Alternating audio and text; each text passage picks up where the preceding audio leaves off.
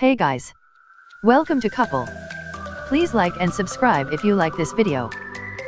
Even before President Donald Trump had read the letter from North Korean leader Kim Jong-un on Friday, it was special delivery.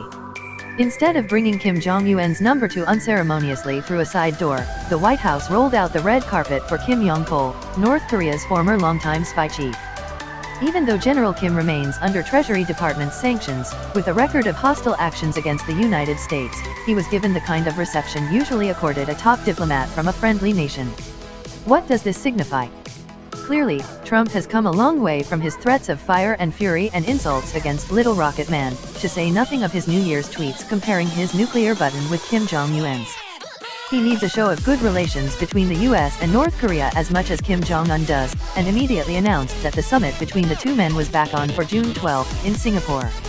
The White House welcome for Kim Jong-un's right-hand man was unprecedented in almost every regard. Unlike the only previous meeting between a sitting American president and a high-ranking North Korean official, President Bill Clinton's Oval Office session with Marshal Joe Myung-rak, 18 years ago Kim Yong-chol was greeted at the South Portico by the White House Chief of Staff, John Kelly. Reporters and cameras were positioned to record them strolling along the colonnade to the Oval Office. Once they were inside, the meeting lasted twice as long as Clinton's had with Marshal Joe.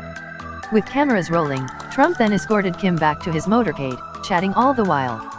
Before bidding his visitor farewell, he paused to greet the other members of Kim's delegation and posed for still photos. And he described relations with North Korea afterward as good, saying, "I think the relationship we have right now with North Korea is as good as it's been in a long time." In contrast, Kim Jong-un's father, Kim Jong-il, sent a military representative to meet with Clinton.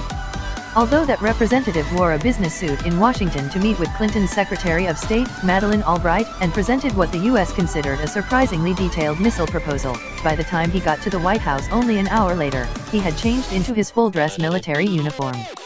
The signal was duly noted, Clinton's advisor for North Korea, Wendy Sherman, recalled in an interview with NBC News Friday. As she remembered it, the military uniform was a message. The message was that they had a strong military. Marshal Joe handed Clinton a letter inviting him to come to the North Korean capital a week later.